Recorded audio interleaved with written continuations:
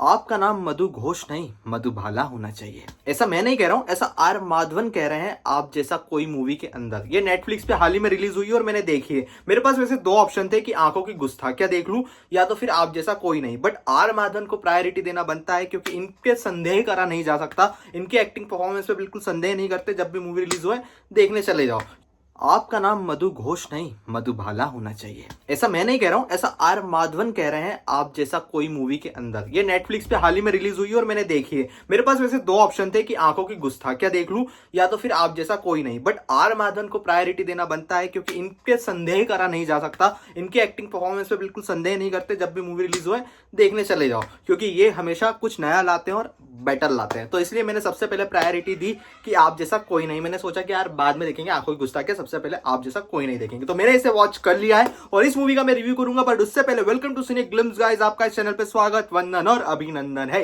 Full energy के साथ start करता हूं आज की सभा। और सभा में सबसे पहले स्टोरी स्टार्टिंग हुई है भाई दो टीचर से। दोनों ही टीचर है, एक की एज है जहां पे 42 तो एक की है 25। अब डिफरेंस है ह्यूज। अब प्रॉब्लम है इन दोनों के बीच की रिलेशनशिप, क्योंकि एज गैप के बीच में कुछ कुछ चीजें बिल्कुल नहीं मिलती है। हम सब जानते हैं जहां पे एज गैप आता है वहां पे सोच में भी बहुत ज्यादा फर्क आ जाता है। अब वो सोच में कितना फर्क आता है वो ये आपको मूवी बताती है। जहां फर्स्ट हाफ आपको बहुत ज्यादा कनेक्टेड फील कराता है, रिलेटेबल फील कराता है और पूरी तरीके से जोड़ के रखता है। इस इंटरवल के बाद आप उतना ही थोड़ा सा इरिटेट होना स्टार्ट होते हो, क्योंकि बात उसके बाद होती है सिर्फ वुमेन एंड एम्पावरमेंट की और वर्जिनिटी की। क्योंकि उनका कहना है कि आजकल 16-17 साल तक की लड़कियां वर्जिनिटी लूज कर देती है और यही टॉपिक बहुत बड़ा मुद्दा बन जाता है। बट प्रॉब्लम यह है कि जहां पे वुमेन एम्पावरमेंट की बात आती है वहां पे लड़कियां शराब, मतलब लेडीज शराब पी रही है और पॉलिटिक्स की बातें कर रही है, ऐसा आपको देखने को मिलेगा। और इसके बारे में जेंट्स चर्चा भी करते हुए दिखेंगे। बट ये ठीक है क्योंकि इक्वेलिटी, दोनों जेंडर के बीच में इक्वेलिटी के बारे में बात चल रही है, वो ठीक लगता है, कहीं बुरा नहीं लगता। बट प्रॉब्लम वहां पे आ जाती है जहां पे वर्जिनिटी को लेके बात चलना स्टार्ट हो जाती है। तो वो चीज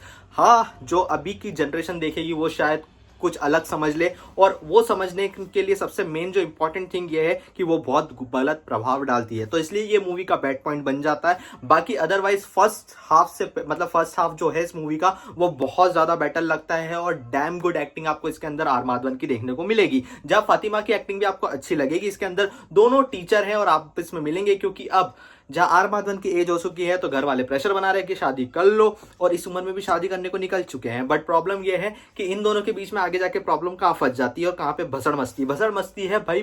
प्रॉब्लम यह हो गई है कि जिस एज में आर माधवन है और जो उनकी सोच है, मेंटलिटी है, वो उस तरीके की नहीं है जैसी फातिमा की फैमिली की है और फातिमा की है। क्योंकि जब आर माधवन बोलते हैं कि मैं इतना ज्यादा खुला हुआ नहीं हूं, मैं अपनी सीमाओं को बांध के रखा है, मैं इससे ज्यादा नहीं आगे बढ़ सकता। बट फिर इसके बाद फातिमा बोल देती है कि आप कैसे तय करेंगे कि मेरी क्या बाउंड्रीज होना चाहिए। तो इसके बाद थोड़ा सा रिलेशनशिप में खटास पड़ना स्टार्ट हो जाती है। बाकी ओवरऑल मूवी की बात करूं तो अच्छी है और एक्टिंग परफॉर्मेंस सबकी अपनी अपनी जगह, सबका रोल अच्छा है। तो ओवरऑल मुझे कोई प्रॉब्लम नहीं लगती इस मूवी के अंदर की कुछ है। तो अब मैं इसके बाद वॉच करूंगा आंखों की गुस्ताखियां, जिसका जल्द मैं रिव्यू अपलोड करूंगा। बट उससे पहले आप इस मूवी को देखिए, और डेफिनेटली इसे थिएटर में भी रिलीज करा जा सकता था बट नहीं करा। नेटफ्लिक्स पे डायरेक्ट आई है तो नेटफ्लिक्स पे जाके देखिए। वैसे ये आपका टाइम वेस्ट नहीं करेगी, अच्छी मूवी है, इमोशंस भी है, सब है, ड्रामा भी है, रोमांस भी है, सब कुछ मिलेगा भाई। तो इसलिए देरी मत करो, जाओ नेटफ्लिक्स पर इस मूवी को देखो और एंजॉय करो। बस थोड़ी सी चीजें बेकार लगेगी, बाकी सब ओवरऑल अच्छा है। बाकी इस जनरेशन की बात करूं